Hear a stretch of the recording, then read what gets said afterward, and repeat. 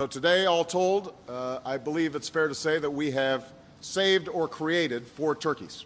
Today, I have the awesome responsibility of granting a presidential pardon to a pair of turkeys raised by 4 students from nearby Wilmar High School.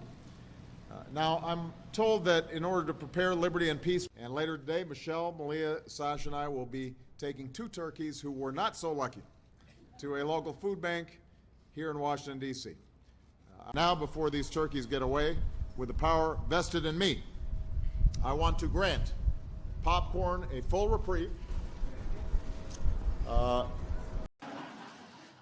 Today, I'm taking an action fully within my legal authority. The same kind of action taken by Democrats and Republican presidents before me to spare the lives of 2 turkeys, Mac and Cheese, from a terrible and delicious fate. So for the past 7 years, I've established another tradition, embarrassing my daughters with a cornucopia of dad jokes about turkey.